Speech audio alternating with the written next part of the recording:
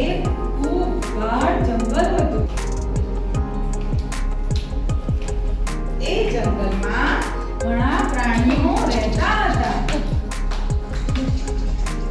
તેમાં એક મોટો સિંહ રહેતો હતો. આખા જંગલમાં એનાથી બધા પ્રાણીઓ ખૂબ જ ડરતા હતા. તે રોજ પોતાના ખોરાક માટે કેટલાક પ્રાણીઓને મારી નાખતો હતો.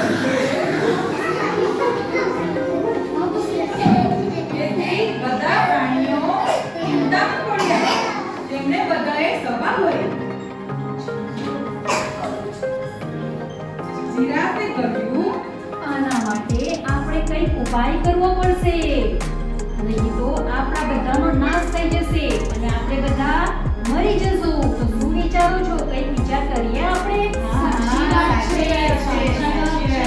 હાથીએ કહ્યું, આપણે રોજ એક પ્રાણીને મોકલાવીશું એટલે આપણો એક જીવ પણ બચી જાય એવી આપણે વિનંતી કરીએ. જીરાફે કહ્યું, ના, મને તો એવો વિચાર આવે છે કે હું એ સિંહને જ મારી નાખું તો આપનો બધાનો જીવ બચી જશે. મજા આવશે. તો મારી નાખીએ. શું વિચારો છો?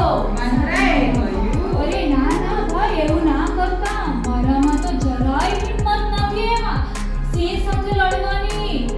હાથીએ કહ્યું, તો તમે મારી સાથે વાત સાથે સહમત છો કે નહીં? સાચી વાત છે. પછી બધા જ પ્રાણીઓને હાથીની વાત ગમી ગઈ. બધા પ્રાણીઓ ભેગા થઈને સિંહ પાસે ગયા. ચાલો આપણે સિંહ રાજા પાસે જઈએ. હાથીએ સિંહને રજૂઆત કરી કે સિંહભાઈ અમે તમારા માટે રોજ એક પ્રાણીને મોકલાવીશું એટલે તમારી ભૂખ પણ સંતોષાય અને અમારો જીવ પણ બચી જાય. તમે અમારી વાત સાથે સહમત થશો? હા, મને તમારી બધી વાત મંજૂર છે. જાઓ હવે કાલથી બધાને એક કરતા બધા પ્રાણીઓને મોકલજો.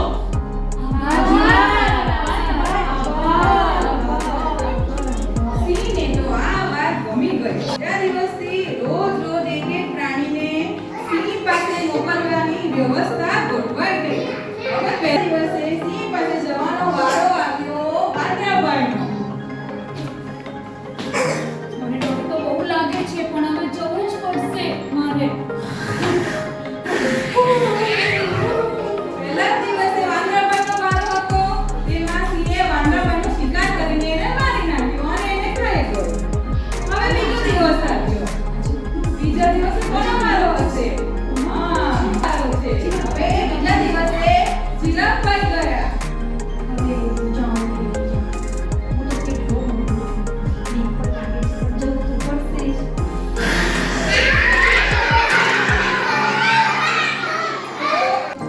તો આવી જ રીતે સિંહે પહેલા દિવસે વાંદરાને મારી નાખ્યું અને બીજા દિવસે જીરાફને મારી નાખ્યું. હવે ત્રીજો દિવસ આવ્યો. હવે ત્રીજા દિવસે કોનો વારો છે? તો ભાઈ નક્કી કર્યું ત્રીજા દિવસે સસલાનો વારો છે. હવે સસલું ગયું.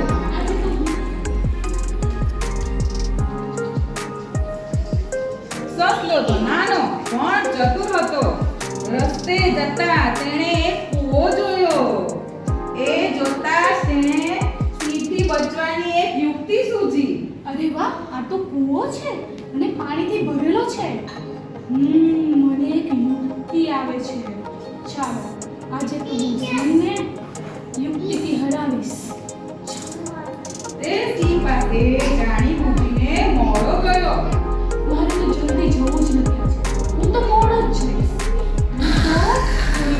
સિંહ તો ભૂખ્યો હતો એટલે વધારે જોરથી ત્રાટ પાડીને બોલ્યો.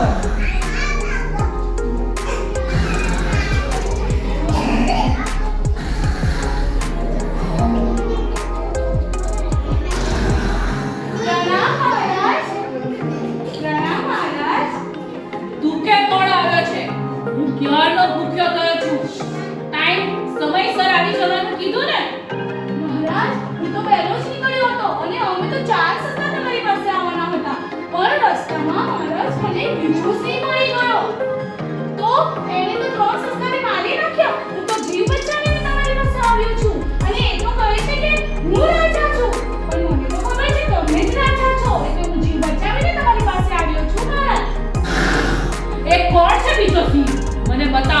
ચાલ ચાલ તું મને લઈ જા. ચાલ એ સિંહ પાસે મને લઈ ચાલો જા. મહારાજ, હું તમને લઈ જાઉં છું. ચાલો, આવો બધા. પોતાના વરિષ્ઠ એવા બીજા સિંહનું નામ સાંભળીને આ સિંહ ગુસ્સે થઈને બોલ્યો અને કસલું સિંહને દોડતા પેલા કૂવા પાસે લઈ ગયો.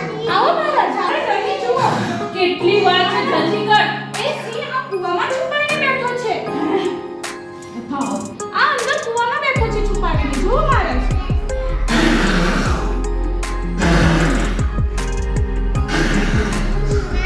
સિંહે કૂવામાં જોયું તો તેમાં તેનું પ્રતિબિંબ દેખાયું. સિંહે તેને બીજા સિંહ ધારી લીધો.